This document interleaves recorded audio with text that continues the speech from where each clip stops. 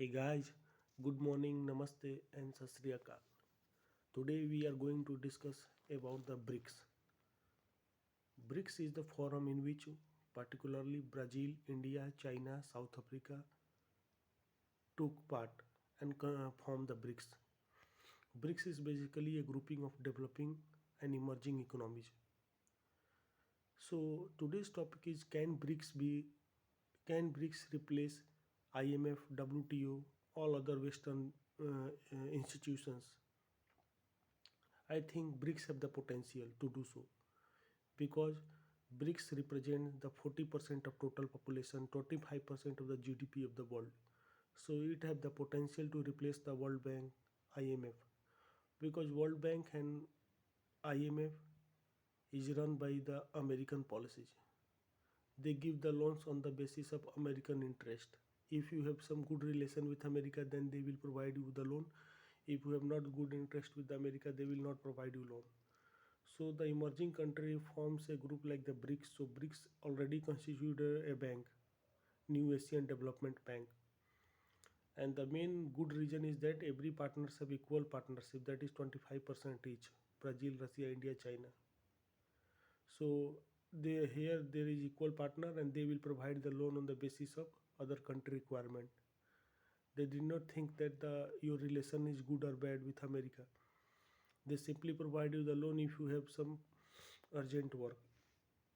So BRICS have the every potential. BRICS have the population. BRICS have the GDP. BRICS have the two largest consuming market, China and India. So it's a better opportunity to form a BRICS in comparison to the IMF and World Bank. Second thing is that these institutions like the BRICS are also challenging the Western dominance because the World Bank, IMF is the Western policies made institutions, and the BRICS banks is the Eastern dominance policies makers. So there is a competition going on between the World Bank and in between the BRICS. Who is going to take a lead in the 21st century? I think more and more Asian economies are getting together in BRICS. Then it becomes so useful for the Asian countries. Like Saudi Arabia, Egypt is already giving the papers to join the BRICS. Bangladesh is also applying for the BRICS. Egypt is also applying for the BRICS. So wholesome BRICS is a very good organization which can challenge the Western dominance because here Saudi Arabia is also giving for joining the BRICS. So the oil dominance is there already because Russia is already there. Saudi Arabia is also joining in this. So there is an oil dominance is there. Two largest populations countries are also there. Two biggest economies of the world is also there, China and India. So BRICS continues everything: population, economy, demography, and the potential. So that's why Western countries are quite worried that if BRICS takes the established as per IMF and World Bank, then their Western dominance and Western hegemony is going to the West. So that's why they are trying to create a rift between them, like China India border tension. Sometimes Russia India also some kind of an interest in that, like the Indo Pacific. India called Indian Ocean as Indo Pacific, but China and Russia is called as Asia Pacific. So this is the thing going on. I hope BRICS will work on the area of betterment of the world, like the vaccine production, education, scientific research, all these things. So BRICS is quite a useful organization as comparison to the G20 and W World Bank. There is G20 also. G20 is also floated by Western countries, and then now BRICS is taking